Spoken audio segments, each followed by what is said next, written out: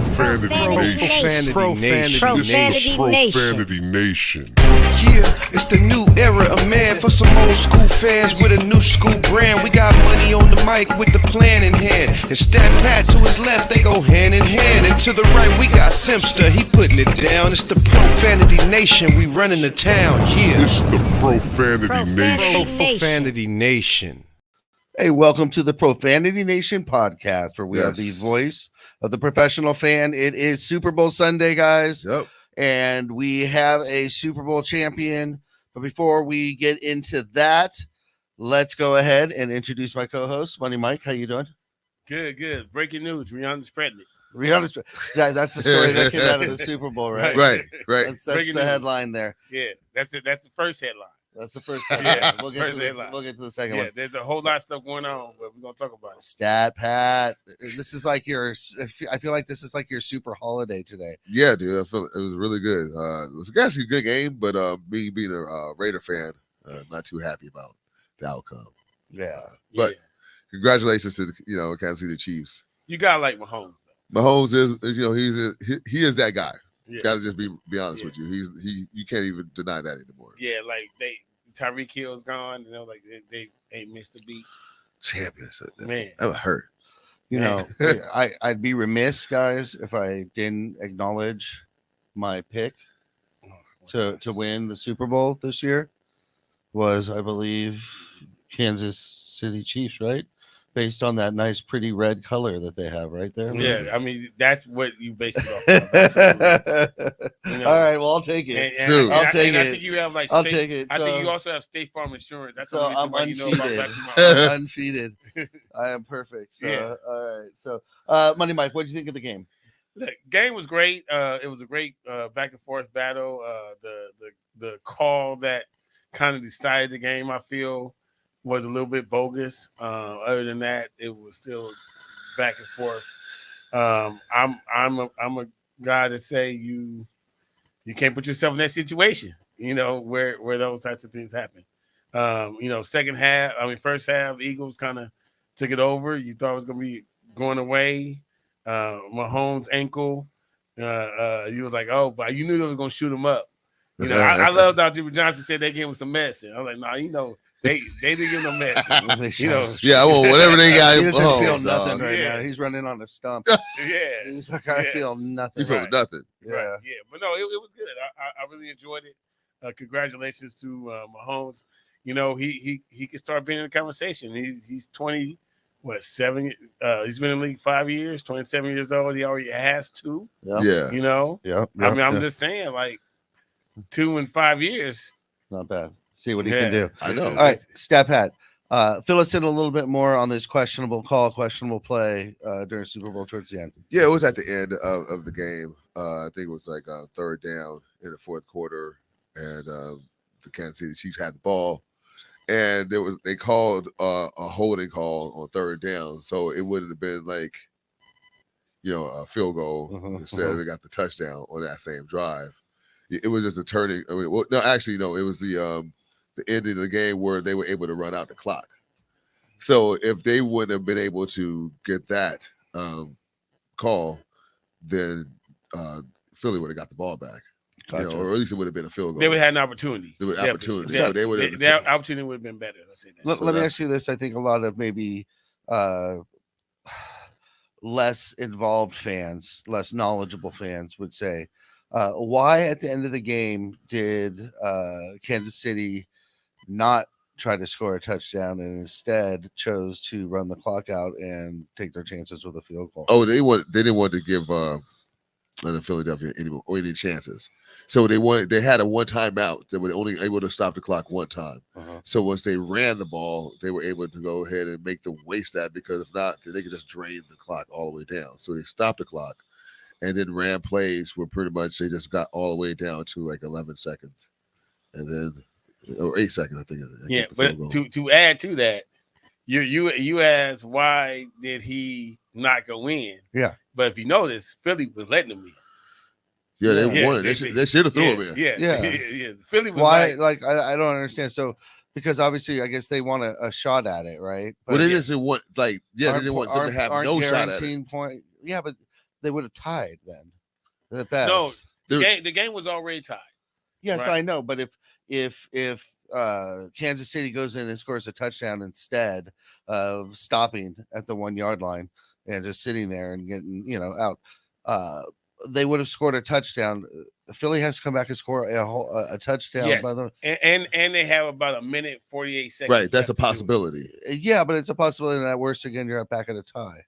No, it was really what the strategy, how they did it. It made sure they drained all the clock. They gave them no opportunity. You don't want anything to chance. You don't want to kick off. You don't want anything to give them any shot. But to what's more guaranteed? Crossing that freaking goal line that's a couple inches in front of you and no one's stopping you and getting those points, or holding off and chancing a field goal, anything that could go wrong.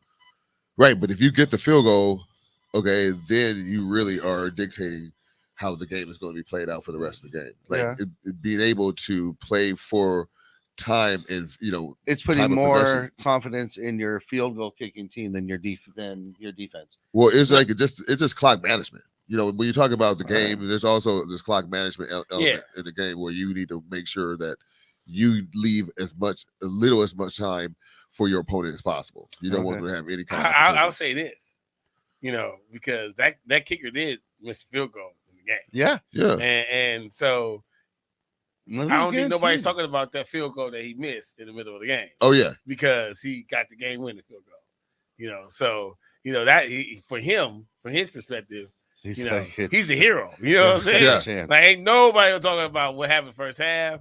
None of that stuff because he actually won the game. So he actually got the game winner. But yeah, no, that's the move that you make because you have to remember this dude was throwing into not Brown, their receiver. Travis Kelce? No. AJ Brown. Yeah, AJ Brown. He was throwing and to Devontae Brown. Smith, though. Devontae Smith was but dude, he was throwing AJ Brown in double coverage. Yeah, he was just throwing it out there. And for 35 yards. And you do that 3 times, that's a touchdown. Yeah. And you have, like I said, like a minute 45, minute 50 on the clock. It's way different if you have 8 seconds. Yeah. You know what I'm saying? 8 seconds is like, okay, we're going to go all the way back, and then we're just going to prevent them, make them run the clock out. So, yeah, no, that's the correct strategy all day. All right.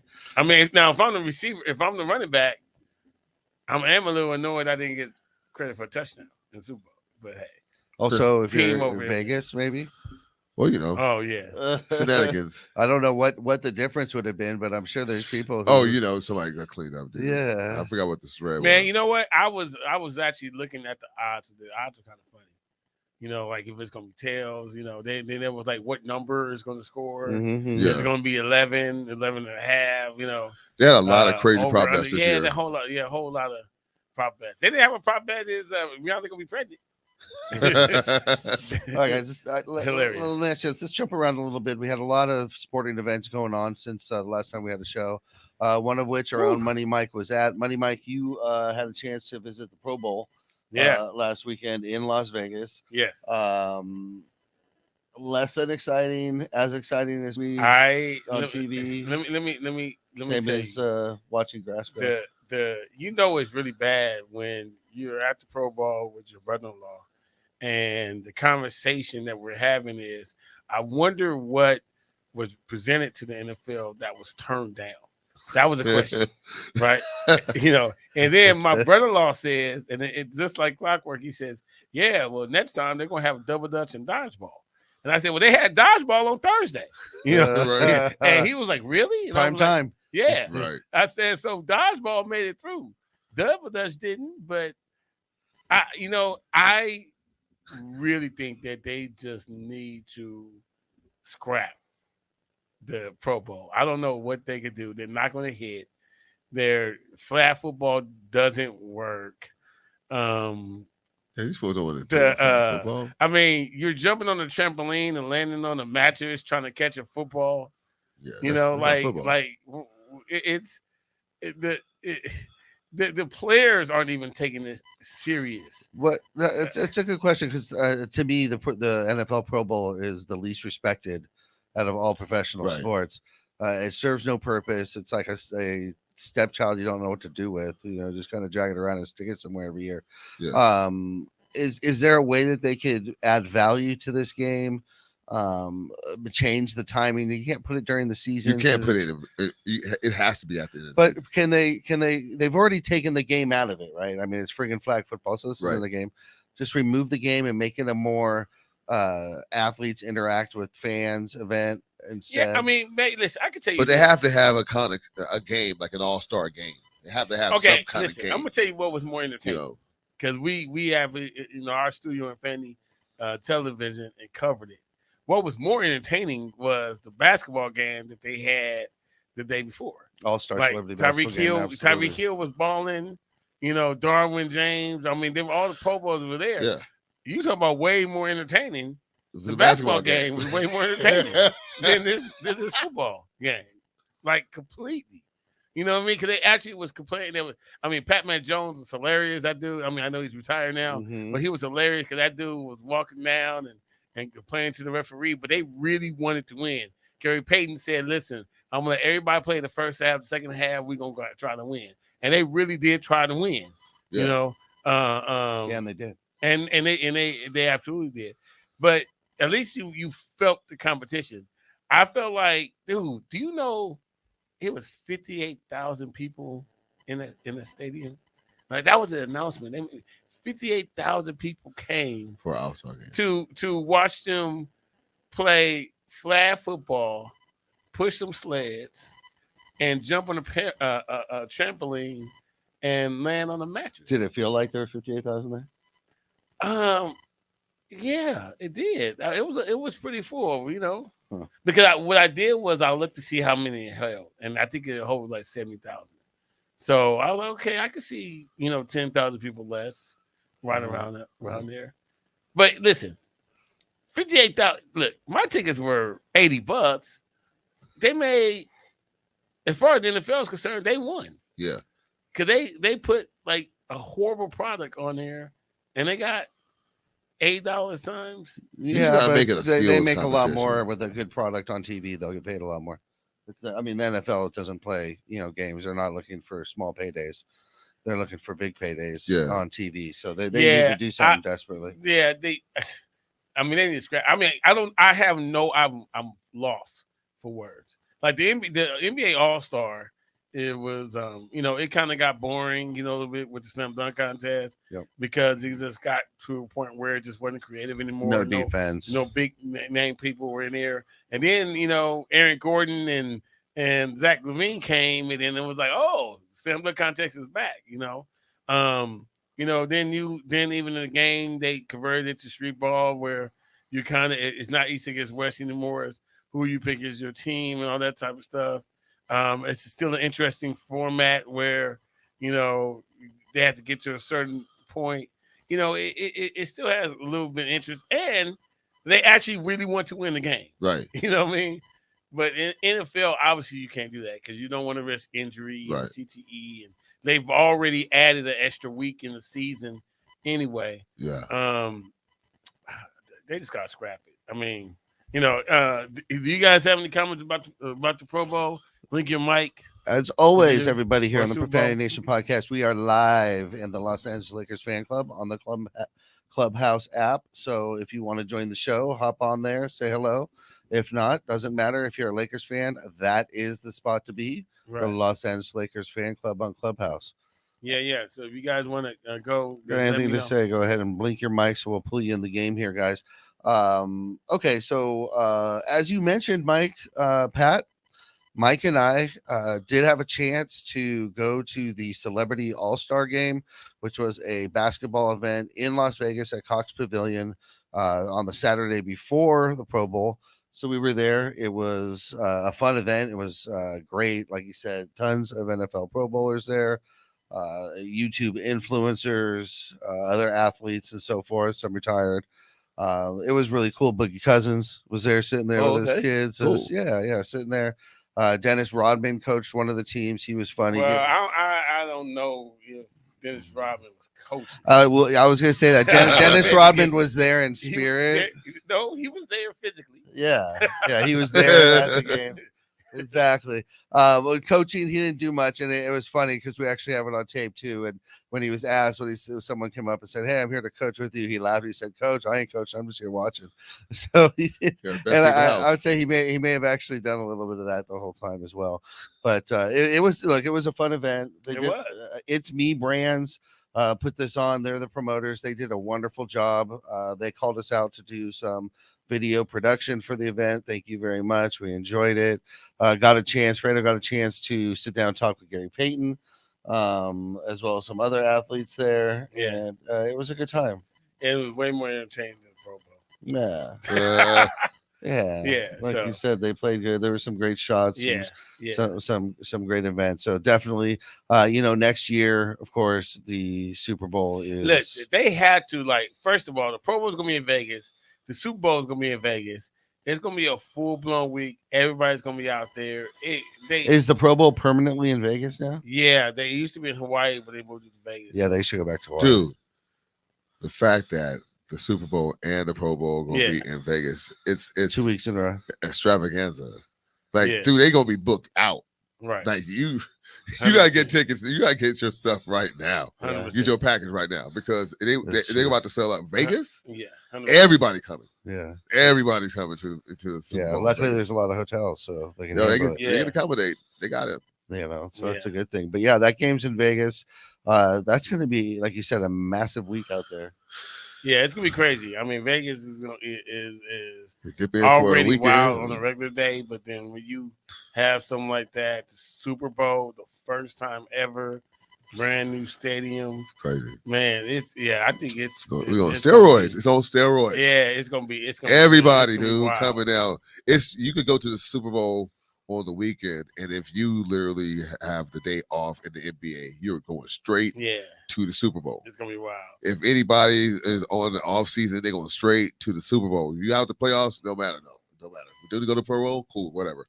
Come to Vegas this Yeah, weekend. for 2 weeks. Yeah, 2 weeks is gonna be crazy. For 2 weeks to lose come to Dude. Vegas for 2 weeks, lose 4 weeks of your life. Wow. It's okay. It'll be wild. Yeah. What happens in Vegas Somebody, I stays in guarantee Vegas, including that. somebody, Somebody get in trouble. somebody get in trouble. Somebody get in trouble. Yeah, You already know. I mean, I think I'm dude, gonna be they all even group trying of to get. I mean, it's crazy. We shouldn't even pick it up, but like the whole Michael Irvin thing, y'all heard about that? That dude said hello to this girl like for 45 seconds. Yes. And then he's suing her for $100 million. Bruh. You know, but but everybody was like, dude, I knew I was drinking, but all I know is I shook her hand and I went upstairs. There's a 45, and it's not a scandal because everybody is collaborating his story. Like nothing happened. Nothing happened. Yeah. I'm an innocent man. But then the NFL, they're so cautious. Yeah. He no longer can do his job. In the NFL. Yeah, it doesn't. It's not necessarily innocent until proven guilty in the Oh eyes yeah, you're of guilty. the public. You're guilty. Right, Yeah, you just can't be associated with it.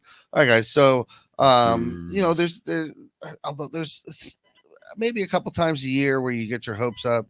You're really, expecting something big. I don't know. Maybe you set up an event, with your loved one, your family, and you're hoping that this thing's really going to go off, and then it's just kind of when it gets there.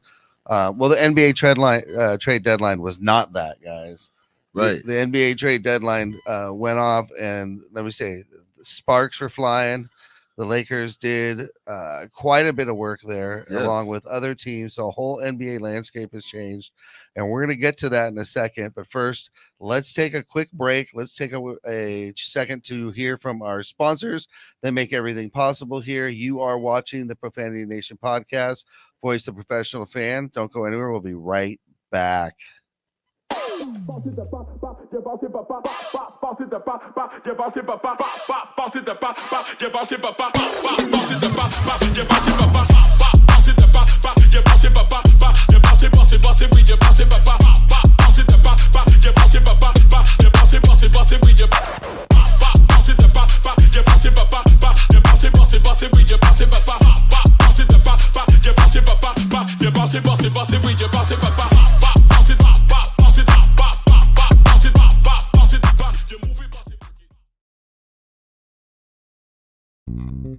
United One Protection Services. With over 30 years of experience, United One Protection Services has more expertise and knowledge than the other security companies combined. Residential, commercial, municipal, or institutional, United One Protection Services does more than just security.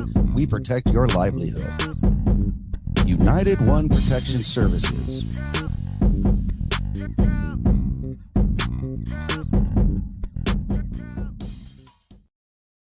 Hi, I'm Renee Starms of the Starms Agency. Do you know why 97% of startups fail?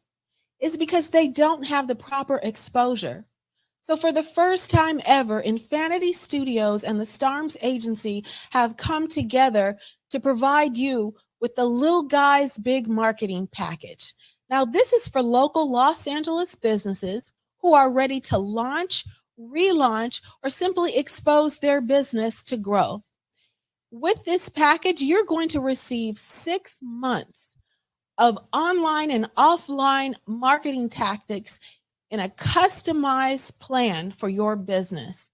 You're also going to get a professional TV quality commercial filmed in an 1,800 square foot studio with multiple screening options. So if you're ready to grow, go ahead and click that link. We also have financing available. I'm looking forward to chat with you. Click the link and let's go. Yo, we're back at the Profanity Nation podcast, Voice the Professional Fan. As usual, my co-hosts Money Mike, Stat Pat are in the house. We just talked about we just talked about the Super Bowl and the Chiefs, the world champion red colored Chiefs. They did good. Why don't you grab that mic? So yikes. There you go. That's perfect, guys. So as I mentioned and teased right before we left, the NBA trade deadline was on February 9th. That was at 12 p.m. Pacific, 3 p.m. Eastern. And that came and that went. And wow, guys, sometimes some years it really does fall flat. This year, there was no disappointment in the league. Massive trades changed the entire landscape of the NBA, possibly the power from the East, which seemed like they had a better set of teams back to the West. Let's start with you, Money Mike. Before we get to our own Lakers, let's talk about some of the other deals that took place, okay? Let me just say this first. I think this is the first time that the NBA hijacked Super Bowl week. Yeah. You know, it actually was able to steal some of the shine. Yeah, because usually Super Bowl week, you know, you have coverage on that, but it was so many moves, like, you know, in that whole time. It was like, oh yeah, they did interviews, you know. Oh yeah, by the way, you know, Super Bowl is coming up this Sunday. But yeah, they dominated the week. So kudos to the NBA if that's what their attention was, because they did it. It's kind of like payback for the NFL hijacking Christmas this year. Yeah, I said, oh, we're going to start playing Christmas was on Sunday. Hey, I'm sorry, we're going to play football. Yeah, football on Christmas. So that was a get back. That's fair. Yeah. Let's start with this trade here. The Boston, that's the Brooklyn Nets. Okay. The first major trade that they made was Kyrie Irving to the Dallas Mavericks. What was your thoughts on that trade? Who won the trade? Do you think Kyrie likes it there? Will he stay? You know, first of all, I never know what Kyrie gonna do. Yep. You know, and I almost feel like if I even say what he gonna do, he may find out about it and wonder why I'm talking about him. So, which I would love if he did that, but you know, I'm just saying, come sit right here and tell us. Yeah, you know, Luka and Kyrie, I keep thinking about those two. D-Witty was a really big piece for Dallas, though. Right. So it makes it kind of like hard for me to see what they're going to be capable of doing. But I think, I mean, you got to give Kyrie the ball. Luka got to play off ball, and there'll be a great 1-2 punch. Do they have enough to actually go and make it throughout the playoffs with the pieces that they lost? I don't know. The Nets, I feel like they kind of just waved the white flag and was like, all right, well, especially when they traded Durant also, they just said, well, we're going to suck for the next 5 years and hope these Trappers are good. So and try and rebuild. Let's get right to that one then. Okay. So Brooklyn Nets follow up their trade of Kyrie Irving, and they ship Kevin Durant apparently to where he wanted to go. Now there were rumors that Josai did not send Kyrie where he wanted to go, Right. because he supposedly wanted to go to the Lakers. He said, "I'm not sending you where you want to go." KD apparently went exactly where he wanted to go. Must be something to that. Okay. Thoughts? KD to the Suns. Suns gave up Jay Crowder, who wasn't even playing for them. No big deal. What are your thoughts on this trade? No excuses now, right? That's what I tell Phoenix right now. Phoenix fans, no excuses. I mean, This year they should have it. You have what you need to have to make a run right now. You are brand new owner, first day on the job. That trade goes down. And if we're talking about a clouded Western Conference where they were basically wide open, now we have a clear-cut favorite right now. We can see that right now.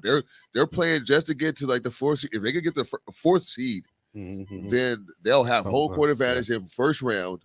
Plus, they probably look at like Denver or Memphis as somebody they can beat in the second round. Yeah, no question. And then they'll be using that momentum, along to do what they have to do to get to the finals. But I don't with Durant, D-Book, and Chris Paul, they should have, and Ayton, they should have enough to get. And now, of course, we have a puncher's chance, with the additions that we have, because I think the Lakers with Anthony Davis and also LeBron James, we have now good complementary pieces that we should be talking about right now, talking about how we can match up with, Phoenix, or we match up with, Golden State if we play, or Memphis when we play them in the playoffs, because just getting into the playoffs, I think we have a lot of good complementary pieces. Absolutely. Money Mike. yeah, First day on the job. He takes over for Sarver on the Suns, who had to leave somewhat in disgrace, like many other NBA owners, for doing things that were wrong. And his first day on the job, he says, yes, make the trade that brings Kevin Durant to Phoenix. What are your thoughts on that trade? Yeah, I think it's a great trade for them. I was surprised they you can consider them a big three in by definition, I guess, of whatever the big three is now nowadays. It's a lot. It's gonna be a lot of pressure on Durant now, more so because he has the pieces around him. And so I think the Nets, he was put in a situation where there was injuries and they never really was all together and all that type of stuff. So he was playing like lights out, but he couldn't do it on his own. Booker, is going to be there, right beside him. Chris Paul, he's actually been pretty healthy this year. Right. And then DeAndre Ayton. DeAndre Ayton, he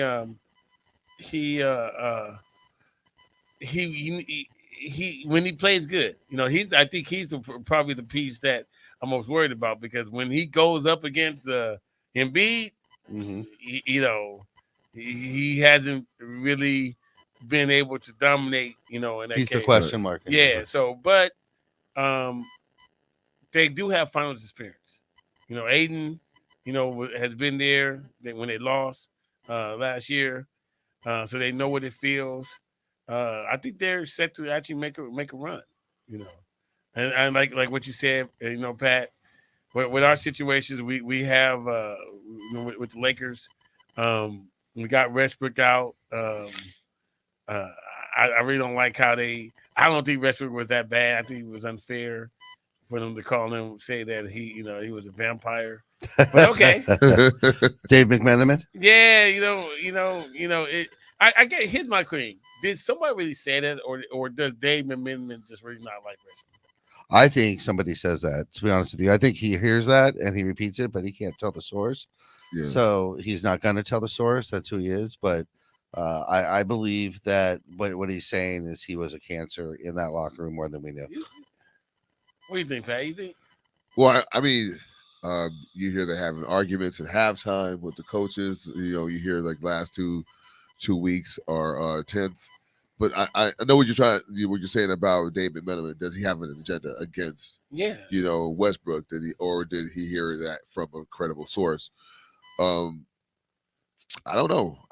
I think his body language told a lot, though. When you saw Westbrook on the court, he didn't feel like he was all the way bought in to the vision. Like, it didn't look like that to me. Like, he was always checking out. You would see him sometimes in those pregame shots where he's away from the group when they're doing their little huddle stuff. Like, he wasn't buying in. Where now he has his own. He can do whatever he wants to do. That's good. Now we have people, I think, that's going to buy in, and then it's going to give us those same stats, but with more efficiency. That's what I think. So do we think Westbrook is actually going to play a game in Utah, or do you think he's going to try to get bought out, go back to Houston? I know there's a rumor. Do we care? Do we care as basketball? No, at this point, I mean, what? Unless he goes to somewhere like to the Clippers or or somewhere that's like it. that's it. That's it. Like that's it. I don't even know if he's going to be able to go to. They want the Miami Heat. Yeah, you can have fun there. Yeah, I have no problem. So we don't care. Okay, cool. Let's go. I don't know what the hell. All right, cool. Let's fast forward this, man. So we got LeBron. He got before we was on the air. Mm-hmm. Last time we was on the air, he was number 2 in all-time scoring list. Mm-hmm. Now he's number 1. So now the GOAT conversation is there. Hey Mike, did you know? Re-energized. Did you know during the week here on Infinity Television, there's a show called The Breaks? Yeah. Okay, The Breaks. It's pretty cool. Hosted by Fredo Cervantes and Michael Matthews on Tuesday and Thursday, and yours truly every Wednesday once in a while. But there's a segment on there actually that we call Break It or Leave It. Okay. And I was thinking I might bring that here to the set if you guys are okay. Okay. So we have a Break It or Leave It. It's very easy. It's buy or sell. Okay. And this has to do with exactly what you were just discussing or bringing up, Money Mike. LeBron James was second on the all-time scoring list. He is now first and has eclipsed Kareem Abdul-Jabbar. There are multiple video clips of his boy Anthony Davis sitting on the bench, sitting there, not doing much. He says he was upset for all the right reasons because they were losing the game against a team they should clearly be beating. You making it or breaking it?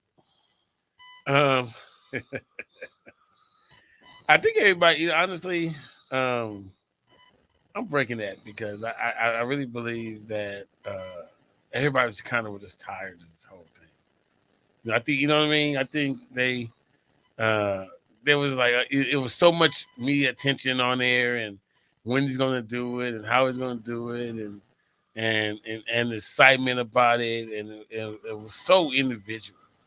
You know what I mean? So focused on him and not the team. It's so individual, and that's all I'm gonna say about it right now because I have an out of bounds. Okay, sorry if I stepped on that. Discuss that. No, I mean, they were going to stop the game.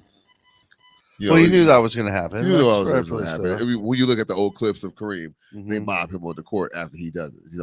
So it's like, that's going to happen, right? It's hard to see AD in that situation, because it looks like he's pouting, on the side, like he don't like what he sees, whatever. But I can agree that the game was going, we should be beating that team. But I don't know if he had any kind of like malice towards, like the day or anything like that. Towards the event. Yeah, I don't think that. I think when I saw Westbrook Westbrook almost like he was actively sabotaging that game. He was doing some unconscious turnovers, that bro. fourth quarter, he balled out. Hey, dude, He we already had a 14 10-point lead when he came in, and then that jump went down to like 3 real quick. Yeah, I mean, look, man, we have D'Angelo Russell right now. We have, I think, a pretty good player that's going Boom, to boom, like, boom, boom, boom. Lakers trades have Yeah. taken place, guys. Okay, so we've had some wonderful news. Rob Pelinka's pulled the trigger on several major Lakers changes and trades. Let's get started with this one. My favorite guy. The experience is over. The Beverly experience is over. Patrick Beverly has been moved on for our boy Mo Bamba. Okay, you know what? Let me just say this. Let me just say this to you, Jeff, in particular, because we know how you don't, how you really do hate Patrick Beverly. You know, like you don't like the guy or whatever. But you gotta admit, this guy gave us some great. He gave us some great clips. Oh, great Oh, sound yeah, bites. dude, Great yeah. sound bites. The Dame Time one, you gotta love it. Yeah, the Dame, but Right. the best one is Yeah. taking the camera. Taking the And camera showing out. that's You gotta classic love picture that. of ever though. You know what I mean? Who was that got knocked down and he went over there and pushed him over? You know what I mean? Like Patrick Beverly, he was only here for 30 minutes, but them 30 minutes were amazing. He had some. So he stuff to offered talk about. comedic relief, Like the Rodman during experience. during a very dreadful season that was going down at the time. But the dreadful season is not his fault. No, But No. but it's all but, LeBron's fault, of but course. Patrick Beverly was Well, you Patrick said it. Beverly did let's try contribute to a lot of that. Okay.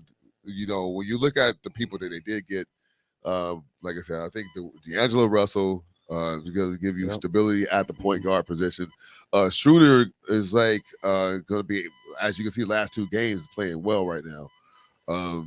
And I think D'Angelo Russell has the ability to play like the two guard. You know, instead And of he like gets streaky. and it gets streaky. His jumper is a lot. His step back threes. He feels confident in his threes, right? And then you get Vanderbilt, which is my new favorite player right now, Jared Vanderbilt. Defense all over the place. We have a player that can actually go out there and we could match up with those wings that have been killing us in the past couple of years, and it gets, more importantly, Darvin Ham out of those 3-guard lineups. You don't have to worry about seeing those three, Patrick Beverly, Schroeder, and Westbrook lineups. You know what I'm saying? Now you get to see, Hachimura and Vanderbilt and Austin Reeves and Beasley was a really good matchup on the second unit. Now that Austin Reeves is back, we got options. Troy Brown Jr. played well. Also, you got Lonnie Walker. So now the team looks a lot deeper. Now with Mo Bamba, you get to go ahead and spell, AD at the center position. And it just feels, like I said, like now it might not be the sexy picks. It might be the big name. But now we do have depth. We have a real squad. Yeah, and I want to, this is like, when we talk about these trades, they always talk about the Lakers and these picks. They talk about like these picks, like these first round picks, like the Lakers don't have picks of their own. Like we won't have any picks until 2027 and 29. No, we have a pick this year. We have a pick in a first round pick this year. It's just a pick swap with the New Orleans Pelicans. But at the same time, looking at the record, it might not even matter. You know what I'm saying? So it's right what there it with is. us, yeah. So now it's what it is. So it's like, why are we talking about the Lakers don't have these picks, that we don't have any opportunity to get younger through the draft or make all these? Because we do have a great scouting department. Oh yeah. So we get somebody up in like Our 16, second round picks are outstanding. 18. Yeah. You get people over the wire. So is Pelinka doing a great job? No, we all need to owe him an apology. I mean, at least got to give him his props. You might be like, okay, you show me more, but he actually did a good job this year. Mike, did he put together a better rounded, a bit more well-rounded squad? Did he cover more bases with this team? What are your thoughts right now? I honestly feel that definitely the team as it was constructed definitely was an unbalanced team. And weighted with guards. Yeah, it was just unbalanced, and it wasn't. If we're building a team, which we know we are around LeBron, he needs certain pieces. So it looks like we kind of did it, and I'll say it like this: we did LeBron's way. We're getting all the name brand players. Now we did it Pelinka's way in actually getting players that don't have the name brand name, but their roles are better, more suited right now than they were before. Right. That's what I'm saying. Like you have people now you can see where they are fitting in the rotation, where he was just basically throwing people in there because they were playing good, they're playing well, whatever. Now he has a small forward that he could put in, and he has forwards, he has like Hachimura and now Vanderbilt that he could go out there and play off the bench.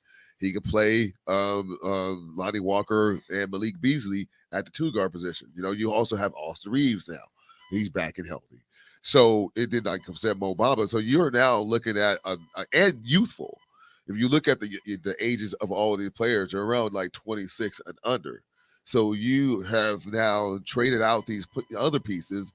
You have now gotten old, younger, and we have now reinvented the I guess the price of the second round pick has went up because people are getting traded for second round picks now. Mm-hmm. Before you had to trade somebody for player or a first round pick. Yeah. Now you could trade somebody for 2, 3 second round picks. Yeah. Because now we're finding gems in the second round. I'm saying we're able to, and the contracts for the team is very manageable. They can control it better. Cost effective. Yeah, cost effective. So it behooves them to have those opportunities to get those gems in the second round. Yeah, absolutely. Hey, blink your mic, Clubhouse. If you guys have something to say in the conversation, we can go ahead and throw you guys in there. If you have something to say, absolutely, on these Lakers trades, of course. Go ahead, beauties.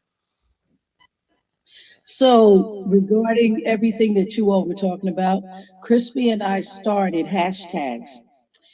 Crispy was hashtag GoatLinker, and mine was hashtag Trade GoatLinker, because what he did, the updates that we were getting, every time we got excited about one trade, we saw another one and got excited. It was phenomenal. I love what he did. We actually made out better and spent less money. I love it. Yeah, one thing that people have to kind of realize about the Lakers is that historically we have to kind of make trades that aren't necessarily on the radar, where people aren't watching us, because the moment that someone gets wind about us doing something, then that's when the media or another somebody put a call in to the GM to the commissioner or say that can't happen. So the first trade, the whole Kyrie thing, it was real kind of heavy. I think that's probably why it didn't happen. Then we got rid of Westbrook. Okay, that he made that work. But that second one, when he came back with that second one, we were like, wait a minute, hold on, because we thought everybody thought we were done. Okay, Westbrook is gone. And this is what we got back. We got D'Angelo Russell, cool, and we're good. But nobody saw, Patrick Beverly and getting Vanderbilt over there. Well, you may have saw it. The Lakers have to do. You may have saw it once Thomas Bryant was gone. You knew we had to fill that center position with someone. I don't know if you would have figured Mo Bamba, but you would have figured. Mike, Mo Bamba, Thomas Bryant. How much you know about Mo Bamba? How he compares? What are we losing? What are we gaining? They're kind of like the same player. I think Mo Bamba's kind of hot and cold. You know what I mean? I think he's had great games and he's had non-effective games. We were starting to see Thomas Bryant with the consistency. I really don't know what his of course his playing time went down with AD, but dog, it's AD. He gonna get hurt in 5 minutes, so just hold tight. Just hold. Yeah, don't hold. You ain't got. Listen, you can hold your breath because you already know. Hey, I'll be back in about a week. You know what I mean? Because it's AD. Right. It's AD, dog. So I really don't understand Thomas Bryant and requesting the trade. And we question the trade, but hey, if that's what you want to do, is another opportunity for somebody to be there. Okay, I'll take it. All right. I don't want nobody. I never want anybody who don't want to be on my team. Right. You know what I'm saying? And not for a good reason. Sometimes I don't think that's necessarily they don't want to be on the team. That's their way of saying I want more minutes. Yeah. And saying if you can't get it to me, then trade me. That's how bad I want to play. Yeah, but you're Thomas Bryant. You're not Kobe Bryant. Yeah, absolutely. You're the wrong Bryant. 100% when Kobe Bryant said I want to trade, They said, You okay, listen. hold on. You know, I know, my bad. We did say that we was gonna get you some help, We have and it. we gonna get some help. You can wrong Brian, dog. You know, you can wrong Brian. Let me find you a spot real You quick. know what I'm saying? If that's what you want, Yeah. let me You know what I'm accommodate you. saying? Exactly. Yeah. Exactly. Cause Shaq said, you know, pay me, and then all of a sudden He's gone. So, and they brought him in to let him know, hey man, let him know I'm not gonna give you that. Yeah. So we're gonna try to, you know, accommodate. They Find a probably didn't even place do for that you. for him. You're Thomas Bryant. You know Yeah, what I mean? Thomas Like, Bryant, not yeah. Kobe. But I'm okay How with. you feeling? I mean, I'm okay with. You know, look, I like Thomas Bryant. I like his We were giving him offensive really game. high grades for what he's been doing lately. Very high grades on the offensive end. Yeah. On the defensive end, though, Yeah. that's where it's at. Pretty much a sieve. Like it was like no defensive presence. Yeah. And I really believe that what I want from my second unit is actually that get that defensive intensity up. You know, get us back in the game with hustle and be able to have a defensive presence. And so if you have, say, Mo Bamba come off the bench, then you'll have that than just a role guy. Because, you know, Thomas Bryant was great in the pick and roll, able to roll to the basket. He always has those dunks and everything like that, probably step out a couple of times. But when it comes to the defensive side of the ball, which I think we need now more at this point in time, and this late in the career, I mean, at the season, we need to be able to stop people. And I think, you know, having Mo Bamba, it kind of gives us that edge. Let's keep this rolling. D'Angelo Russell for Russell Westbrook. What do we gain? What do we lose? I mean, I hate to say it like this, but I just see it going up from here. Like, I just think the efficiency and the decision making is where's the biggest difference between him and Westbrook. We're not going to talk about D'Angelo Russell having the best like statistical career of his, you know, his season of his career this year. You know what I'm saying? And the fact that he's already shooting at a high clip, almost shooting 40% from 3-point line, 85% from the free throw line. He's going to give us those times where you can see his game. You know that if he's on a pick and roll, he's a willing passer. If you give him the mid-range game, he's going to hit that at the elbow. Like he'll take it to the rack. Like he has all of those things and like how many times did Westbrook miss his layups? Too much. How many times? This guy gonna make layups. Let's start there. I think it's a net win. You know I think we should just group those with his unforced turnovers. Right. Because that's basically what they turned out to be. So so to me, I think we're gonna just be seeing what what stability looks like. You know, not erratic play, nothing like what we had in the past. Money Mike, when we look back, what will we remember about the Russell Westbrook experience on the Lakers? You know, if I had to sum it up in one word, I would say bad timing. You know, I really feel sorry for Westbrook because I feel like he was put in a situation where he was not going to be successful based on how the team was constructed.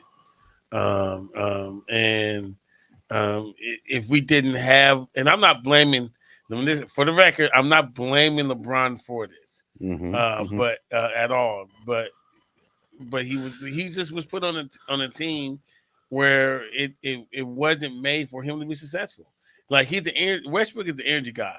He's one of the guys that needs to start and know his role and to be able to command the offense as he sees it and be in rhythm, right? And he never really was able to do that because you had somebody else that was equally as ball dominant.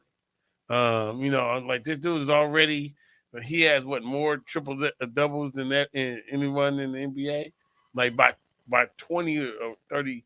You know, we talk about Elgin Baylor and Magic Johnson. You know, great. You know, Hall of Fame. He's in the top 10 of assists already. I mean, you know, he definitely 100% of the Hall of Famer. He just was put in a situation that just wasn't cohesive for the win. And I mean, I think it's just unfortunate. You know, what do we expect from this new Lakers squad going into the rest of the season? Do you expect major dividends to pay off and those to be in wins? Are we expecting just to see tougher play? What are you actually expecting to see?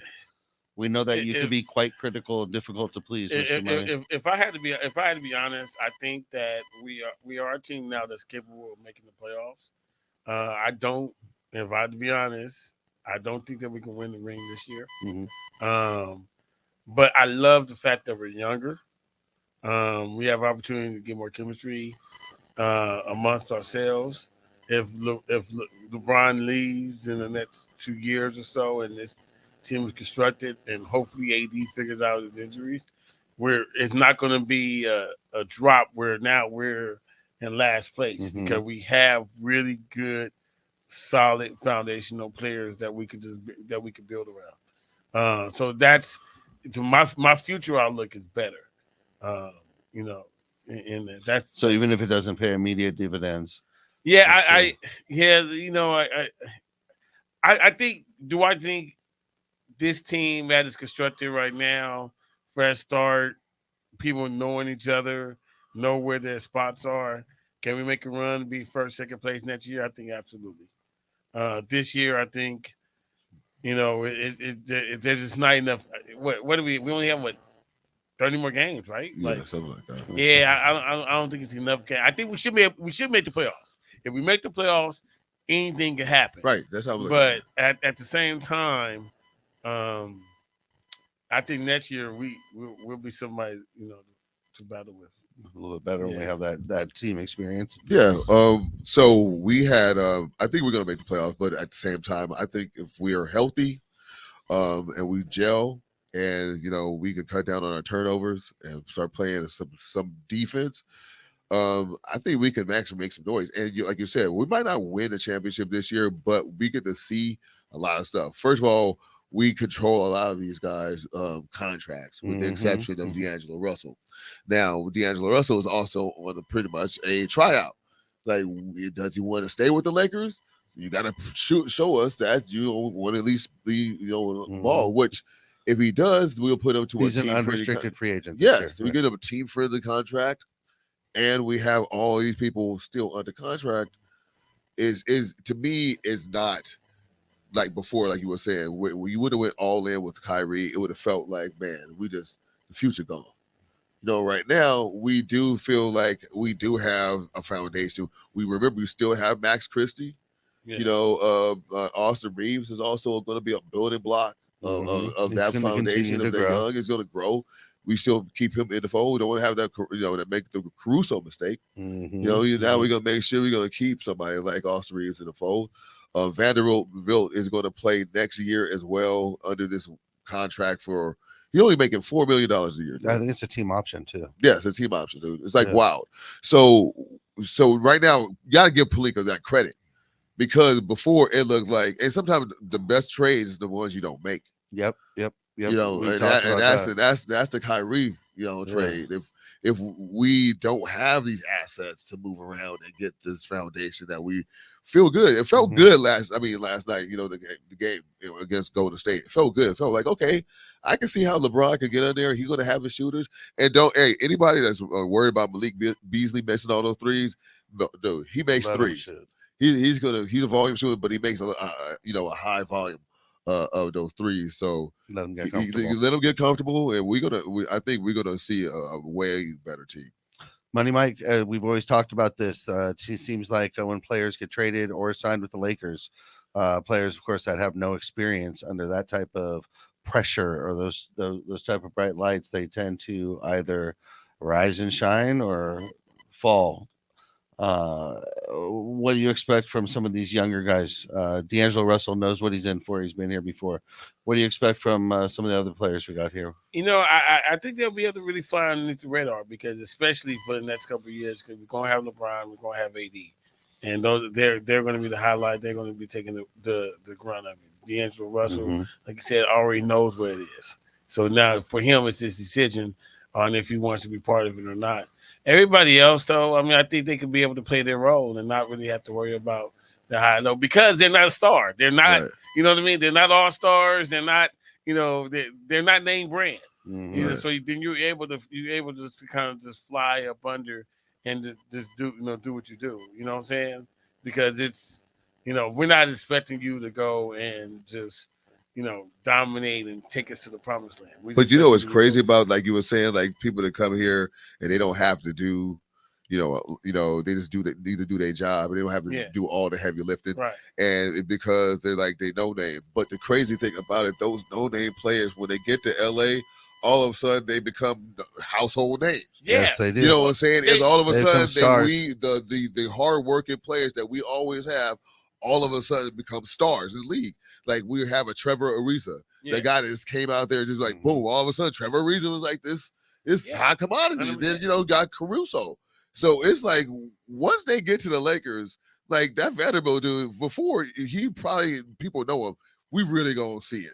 But No, see, You know what I'm saying? It's gonna no. be out there That's- for everybody to see, and the price of the brick is gonna go up. that's true. But again, our expectations of them we ain't tripping. Right. You know what I'm saying? Right. Like Trevor Ariza, we knew what he was going to give us. He played great defense. We loved it. He's a great role player for the Lakers. Right. And that's all that he was. As long as he played this role, it was cool. But if he misses a last-minute shot, we're not going to beat him up. No, he's not gonna be. You know what I'm saying? Yeah. Now, if it was Robert Horry, he's supposed to make last-minute shots. So, you know what I mean? That's what you're here for. It's the only reason you're here. Yeah, like, hey. Last 1 minute of the game, right, we put you you know what I mean? in, dude. But, Until then, you're but that's drinking and smoking Let's cigars. be real. That's what he was known for. So, like, hey, Robert Horry, you're in there. You're going to make the last-minute shot. Other than that, like, we really wouldn't tripping off Horry, Lamar, same thing. Like, he was a sixth man, and he got to everything. He got real big for him, especially with the whole Kardashian thing like that. But we really wasn't tripping because it was Kobe Bryant and Pau Gasol. You know what I'm saying? So, So you're right. I mean, right? Like, do they become bigger names? Yes, but are we beating them up if they mess up? Listen, No, we won't. They're not going to have right. the responsibility of Right. superstars because they don't even make superstar If money. Vanderbilt get 10 turnovers. But we- I just think that it will be big contributors, and for the I guess you could call it the value right now in a contract, it's going to boost up. They're going to get more followers. Because of them with the Lakers. Yeah, they'll get more followers. And that's what I'm talking about. Their agents, their value all in very contract happy is going to right go up. They're going to get a commercial. They're all very happy right now. Absolutely. Okay. So as you guys know, because I know you guys are watching every single Sunday at 8:30 p.m. on Infinity TV, we always close the show with a segment we call Money Mike's Out of Bounds. Money Mike's going to share his thoughts or opinions on a topic, and it's real easy. He just wants to know, are those thoughts in bounds or out of bounds? Mr. Money Mike, you got the mic. All right, Clubhouse, rock with me for a moment, man. Look, honestly, I'm going to tell y'all, I did not want to do this. But I have to. And I'm going to talk about LeBron. Oh, my God. I'm going to talk about LeBron against OKC.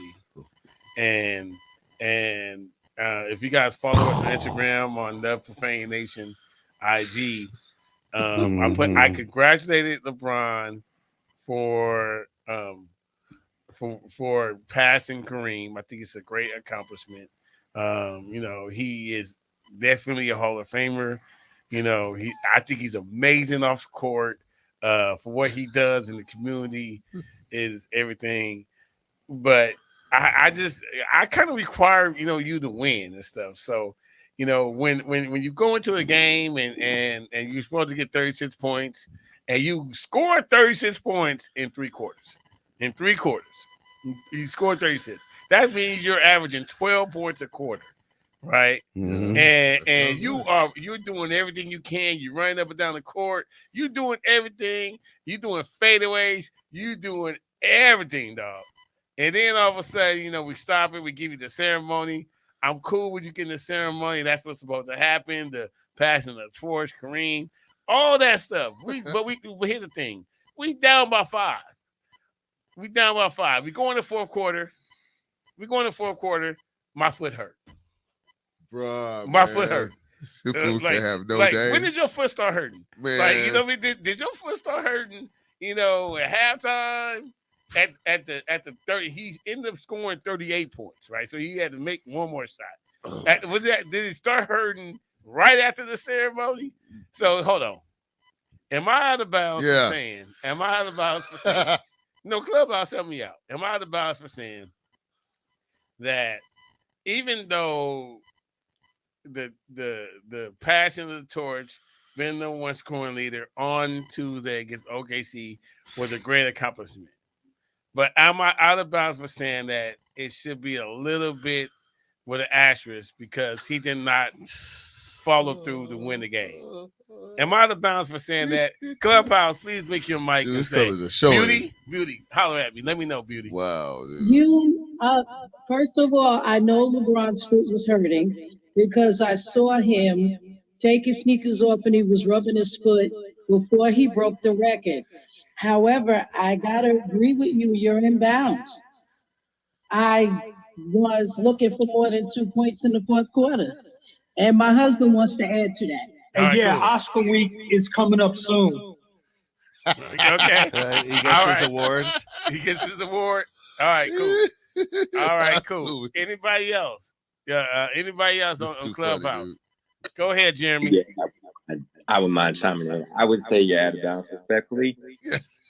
It's bigger than the moment, and I think those tickets were bought well in advance. I heard a friend of yours, Trevor Lane, he was predicting that today or that day was going to be the day months before it was coming up. Yeah. So I think a lot of people knew that he was going to go for it against Oklahoma City, and he just had to get there. So he couldn't disappoint.